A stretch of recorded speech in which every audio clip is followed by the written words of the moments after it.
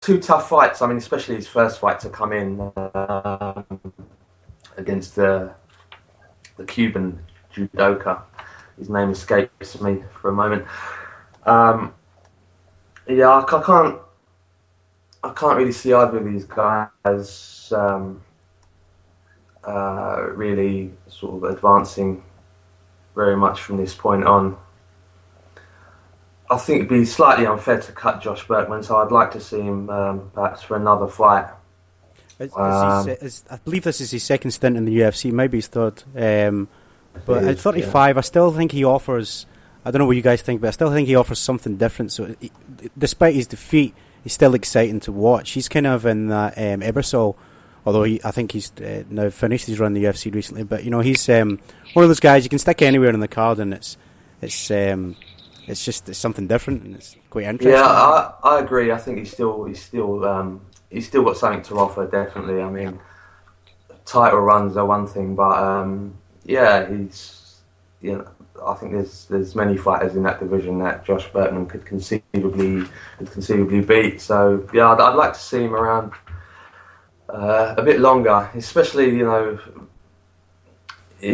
hasn't had the easiest sort of welcome back to the UFC. Yeah, absolutely. Well, next up we saw Neil Magny versus Eric Silva, and Silva just continues this win one, lose one streak. He's one of those guys he's never really managed to live out or fulfill his potential, if you like. Before we break down the fight, I'll start with you, Adri. What can Eric Silva do different? Is it a time for him to change camp? What would you like to see him do different to get him on a win streak? But yeah, he's been like you said, doing the one win, one loss, one win, one loss. Yeah. Even though I have to say that his loss is all against tough guys, John Fitch, Dong Hyun Kim. Neil Magny is a beast. His only recent defeat is against Damian Maia, which is a high level fighter. True, yeah.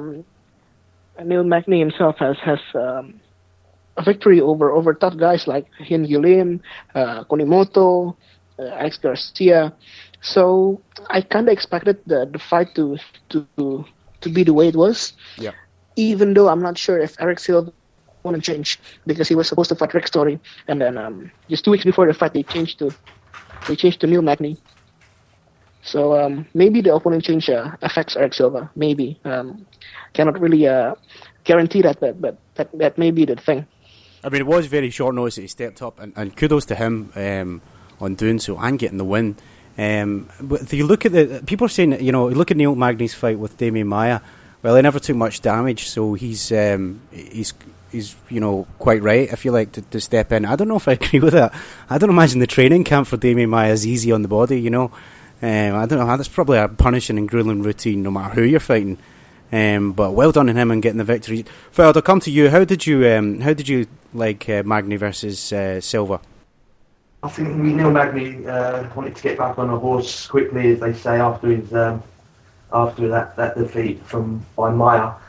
I think he was kind of, because it's kind of close to the last fight. I think he's perhaps his fitness was still at a decent level before he started training again for this fight for that short amount of time.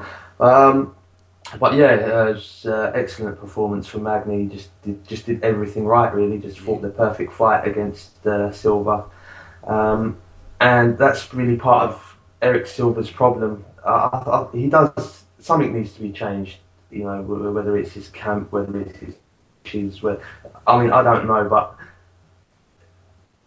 Eric Silva, once upon a time, they thought he was going to sort of run through the division. Yeah. It never happened. I think the Dong Hyun Kim fight really sort of knocked him off the path that he might have revenged himself on. Another thing that I don't know if you guys caught it, that people were saying looked different, was Eric Silva's physique, and obviously the rumours with the drug testing and stuff. Contributing factor? Do you think that made a difference at all, or? I don't. To be honest, I didn't notice myself any massive change in his physique. It's just the holes in his game, frankly. I mean, everyone he fights is going to want to do the same stuff to Eric Silva. You know, they're not going to give him any range to throw his kicks. They're going to. I think something has to change with Eric Silva.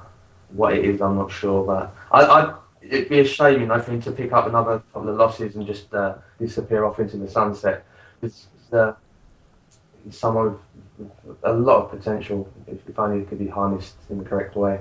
Let's just wrap up then with this side of things, with the main event. I guess it's not a lot of fighting time to talk, though, about Charles Oliveira and Max Holloway. Poor Oliveira, I believe it was an esophagus tear. But yeah, in terms of fighting, guys, like I said, not much to really mention. Bout stopped early due to injury.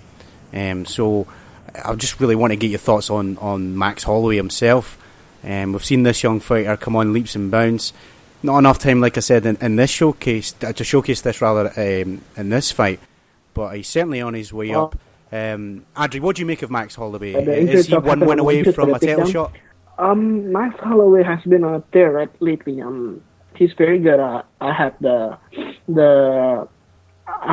privilege of watching him live when the fight happened in Singapore against Will Chope, and this guy's a beast, man. Max Holloway is a beast, but I kind of expected Oliveira to beat him because Oliveira is definitely the more experienced guy here. His face has facing a lot of tough guys in the sport, and Oliveira is I believe his jiu-jitsu is one of the best in the. Max Holloway is also a good fighter, but he's a striker against a grappler. It's a classic. This match has a fight of the night written all over it. If it wasn't for the injury, yeah, it's unfortunate. I really want to see a rematch sometime in the future. A rematch is a great shout, and Brian Stan, I believe, mentioned that at the end of the unfortunate early stoppage. Fahad, what was your thoughts on I guess not the main fight, the main card? There wasn't really much to, like I said, discuss due to that injury. But in terms of Max Holloway, where do you see him going from here? Looks like he's well on his way to a title shot. Yeah, that's what it's looking like to me, and I think it's looking like that to a lot of people. It's a shame that he couldn't get to really underline his promise in this fight, you know, by taking another step by beating Oliveira, or at least, you know, beating him in an actual fight rather than through injury. It's a very strange one. I mean, even now, I don't know what the problem was with Oliveira. I mean, originally I saw reports that it was an esophagus tear.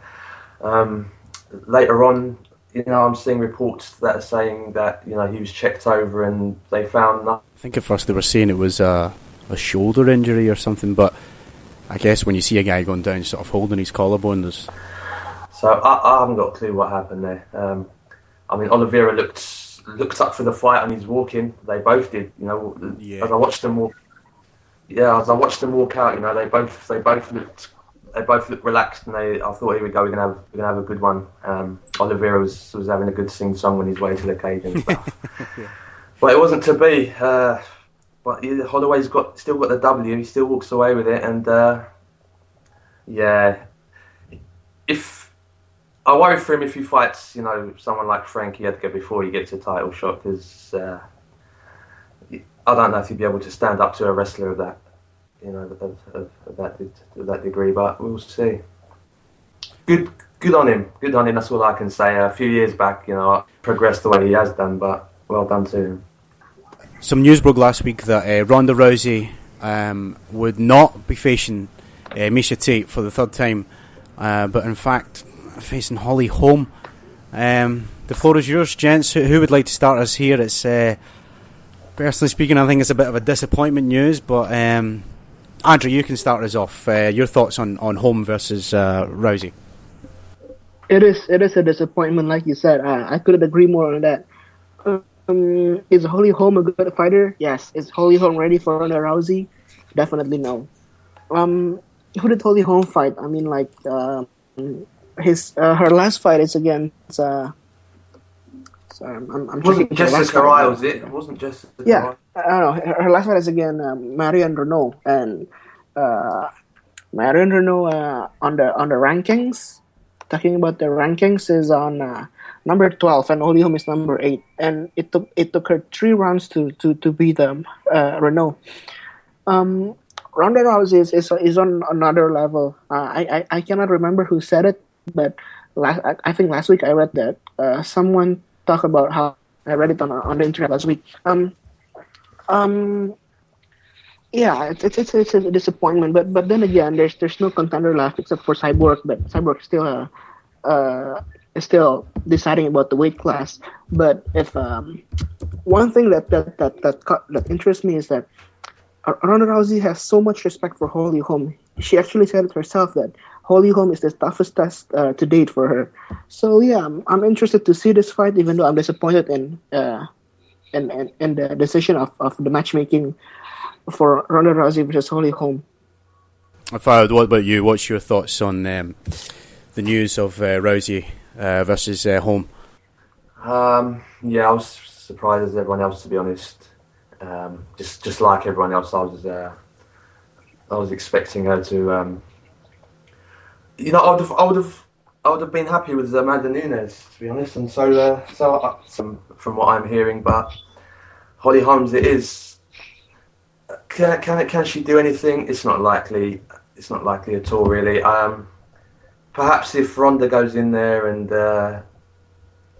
gets high off her striking, her recent striking exploits, and just wants to punch it out with Holly Holm, then perhaps that gives Holly Holm a better chance. But the announcement itself, there's no other way to say it other than it sucks. It's like there's nothing really positive about this. And yes, it's a while away, and they can build up the fight, but I've not really got an interest to see, certainly not at this stage, to see Rousey versus Holly Holm. Maybe further down the line if she's got a couple of wins under the belt, like you guys said, but at this point in time, it's. Thanks very much for joining us, Kevin. So we'll jump right into it. A couple of fights, like I said, guys, just picked at random. We've got it's UFC 191 next Saturday. That's the 5th of September. Starting with the main event on the prelim show, which is Ross Pearson versus Paul Felder. Both men coming off a loss and looking to get that bounce back win. Adri, I'll start with yourself. We had Pearson losing to Dunham in Glasgow, and we had Felder with that fight of the night performance. But how do you see this one going down, and who have you got Pearson versus Felder? Paul Felder standing 1, and his only loss is against a tough guy, which is Essen Barboza. Ross Pearson is definitely the more experienced guy here. Considering that fact I just said, Ross Pearson might take this one, or we could see the rise of a new superstar in Paul Felder if he beats Ross Pearson. I think Paul Felder might take this one. And how about yourself, Kevin? We've got both men looking to get back in that win column. How do you see this one going down? Well, I mean, Pearson's career has been so up and down. It seems like you can't string together a bunch of wins in a row. Definitely good, in the stand-up department, but I think Felder's got way more weapons in his arsenal when it comes to the stand-up game. We saw the kick game in the last fight. He's an exciting dude. I thought that was a tough fight for him last out, but he definitely showcased his skills. I think he'll take Pearson in this one. I think he got too much in the way of his kicks and stuff. I see this staying mainly on its feet, and I see him catching Pearson with the kick at some point in the contest and changing up the whole thing. So I'm going Felder. And what about yourself? Paul Felder losing, like we said, in that fight of the night performance against Barboza.